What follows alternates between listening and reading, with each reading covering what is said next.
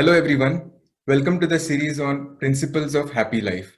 In this series, we'll talk about the principles that will lead us to a happy life. One thing I like about Jeevanvidya is that it's not just about spirituality, it helps us to lead a happy life. In fact, Jeevanvidya says that leading life happily and in harmony will lead us to spiritual well-being. There are 5 principles we'll cover in this series which will help us to lead a happy life. So first of all, thank you very much, Prahlad sir, for joining us today to discuss on this topic. So the first principle in this series is financial well-being. So sir, can you help us understand how does one attain financial well-being? Thank you, Vivek. You have brought up a very important topic, which is near to everybody's heart, that is happiness. And generally, when we talk about happiness, we always talk about the financial well-being. That is the first, first and foremost thing is the financial well-being. Because generally, there is a misconception or misunderstanding that money will give the happiness. But money will not give the happiness. Money is required to live a good life. That is sure. That is for sure that we need a money to live a good life. But whether that will give the happiness, that is the thing we will discuss now. But whenever we see that, whenever we talk about money, how much money is very important. Important thing that must be considered now. That what is enough money? When I am talking about I should have enough money, generally people talk about that I should have enough money to be happy, or enough money to have a good life. So what is that enough money is? Can you tell me what is the enough money you can define? I'll try, sir. So I think having a nice house, good car, maybe having some income for retirement, money for kids' future education would be a good goal, I think. Yes, it's a very good answer. It is generally all the people will give the same answer, that how much money they want so that they will have a good living. So generally people will talk about the same thing, good house, then good car. Only thing, what is that good is? What is the good car? Because the person who has got BMW, Mercedes, he will always ask for the Ferrari. He will not be happy with that BMW or Mercedes. So he will always ask for something more. Then if you have got a good apartment, then you will look for the mansion. So there is no, you will be always asking something more in every area, not that only food, even food also. When you get the food, good home food, then you will always ask for the, let us go to some restaurant, let us go to the 5-star hotel, or let us go to 7-star hotel. So all these requirements or needs are never, they are always increasing. So we are always in the need more mode or not enough mode. That is what we always term. That need more mode, we are trapped into that need more mode. So we always ask something more, whatever you get. Not that even a rich person, wealthiest person in the world, he also looks for something more than that. You understand? So enough money has got, it is very difficult to define what is that enough money. So we must have enough money to have a good life. That is sure. Now, what is that enough money? Let us define and discuss about that. When we say enough money, that means we say that whatever you earn with your ability, with your skills, whatever you earn is enough money. But that definition is not complete because I am going to give you the framework. Within that, everybody must decide what is enough money for him. When I say enough, that enough word is different for everybody. Different individuality, different.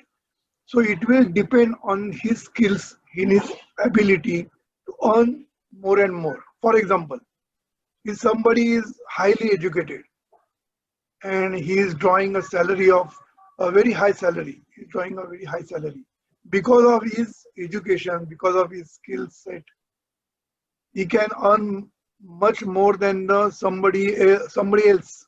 He will definitely try to earn, or he will earn more than anybody else.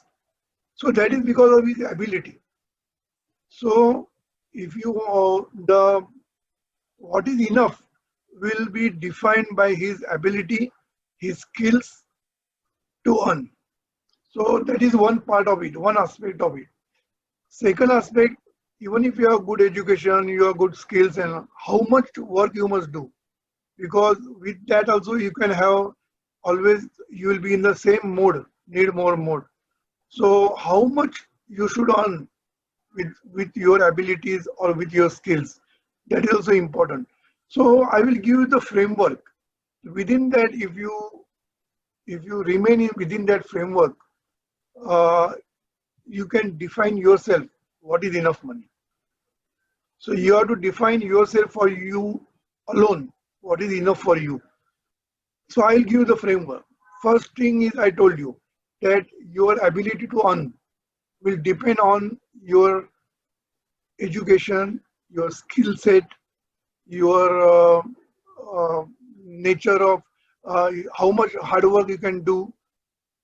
You understand? How much work you can do.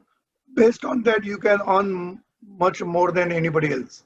However, when you try to earn, you must always remember that whatever work you are doing, whatever business you are doing, that must be constructive business. What does this mean? Constructive means it should not be harmful to the society. If it is beneficial to the society, it is it is very good.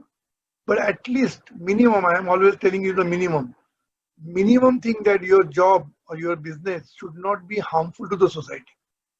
So that is a very basic thing, that whatever job you are doing or whatever business you are doing, that should be constructive.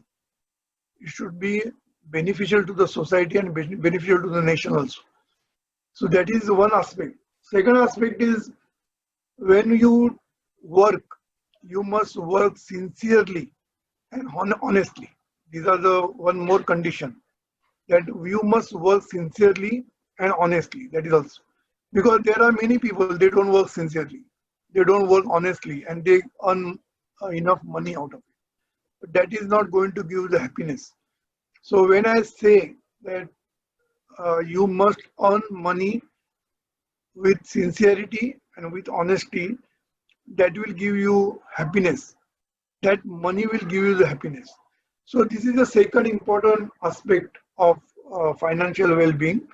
Third is, you must be able to give some time for your family also. I don't say that when you go for the career, you will not be able to give too much time to your family and your kids, but you must give some time. That is your responsibility. So you must give some time for your kids, your wife, your parents. So that is very important. So next important aspect, that you must take care of your health also. So I think four things I have discussed. First thing I discussed, that you must you must work sincerely, honestly. Your job must be of constructive in nature. Third thing, I talked about the parenting, or you must take care of your kids and your wife. You must give quality time for your family. That is the third point. Fourth point, I talked about that you must give some time for your health also. Because if health is lost, everything is lost. That's why you must give time for all these things. After giving the time for everything, then whatever you earn with that is enough money. Why I'm telling you? Because finally, while earning the money, you must have a harmony in your life. That is a balanced life. So balanced life is important. That's why I'm talking about, because there is no end to earning money. So enough money, there is no it will never be enough for anybody, because we are always in not enough mode. So we have to stop where we have to stop. When you take care of all these things, and whatever you earn is enough for you. I hope you understand what I'm saying. Thank you so much, sir, for sharing all those details with us. I love the framework that you share. It helps us to lead an organized and balanced life, along with increasing our ability and earning money. I also love the term which you use of need more and never enough. I think that's a very good reminder for all of us to keep in mind. So, on leading on that particular topic, can you help us understand, how can spending habits help us to lead a financial well-being? Yes, Vivek, you have brought a very good point of spending the money. So that is a very good point. But before that, I would like to mention that why I talked about the need more mode, because our needs are so much. Uh, we need so much money. Then we always focus only on earning the money, and then we lose the balance in our life. That is very important. And if you don't have a balance in life, then you will go into depression. That much I can tell you. Only earning money is not enough in life. You should have other things also in life. That is a good family life, good health. All those things are also very important. Social life is also important. So if you don't have a balanced life and you only focus on money, and you go on earning more and more, then that will land you in trouble. That is sure. That's why we find many rich people, they go into depression at the end of the life. They go into depression, and finally, many people have made suicide also. So that's why we we have made a very important point that you should not go into that trap of need more and try to have a balanced life. So on that much, that will give you a balanced life. That is very important aspect. And now you have brought up the topic of spending, because when you earn, you have to spend also. Otherwise, what is your use of earning? Correct? So when you earn so much money, you have to spend also. So when you spend, uh, definitely you have to provide for your basic necessities. That everybody knows that basic necessities of life, that has to be provided for. So that are very important. Then comes comforts of life, because you don't stay there. You always go for more. Always more mode is always there. So more comforts. So you will always look for the more comforts. So that again, there is no end to that uh, more comforts. So again, we should not go into that trap, that going for more and more comforts, and you must not go into that trap. So one thing is sure, that when you spend the money, you spend wisely, save wisely. That is also important. You have to keep some savings also for future, because in your challenging time, you need some savings all the time. So whenever you have good savings, that is a backup for you. Now you can see in COVID-19 situation, people are losing their jobs, and they are in trouble as far as financial well-being is concerned. So at such tight time, you get this help of these savings. So savings are important, is the one part. Spending wisely is important. Have a comfort, no problem. Don't go for lavishness. Don't go for extravagance. Don't go for that, because that is not going to give you happiness. That is for sure. So other important thing, we go for comparison mode. We go into comparison mode. That is, if your friend or your friend has got some bigger car or better car, bigger house, then you also want to have, because you compare with him. So you will also go for the bigger house, you go for the better car. So all these things you do with the comparison with your other people. So don't go into that trap also. See, we are always going into such traps. So we have to avoid these traps. Then only you will be successful and you will be happy in your life.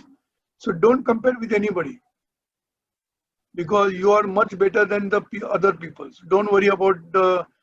You always look for the higher people and try to compare with those people. So if you have some enough money, more money, then you can give it to the society also because you owe to the society also. So give back to the society something, some percentage of your earning, you must give it back to the society. So because giving is very important aspect because that will give you real happiness. When you give somebody something, you help people, then you will have a better. You'll be uh, you'll be happy in that case. So spending wisely is important. That is what and saving wisely is important. And at the same time, don't compare with anybody. You enjoy yourself, don't compare. Comparing will end up into a problem only. Am I right or not? Uh, Vivek, one more thing I want to tell you because we are talking about the happy life, correct? So if you want to be happy, I told you so many things about earning, spending, and giving also I talked to you. Now, fourth important point is you must have respect for your money. So when you spend unnecessarily, you don't respect the money. So you must be grateful for whatever you have. And when you use that properly, that means you're giving respect. You're grateful for the money. And that will fetch you more and more money and more happiness in your life. So gratitude is very important for your whatever you earn, you must be grateful for that. And if you spend it wisely, then only you are grateful. Only grateful. Gratitude doesn't mean that you must be only grateful.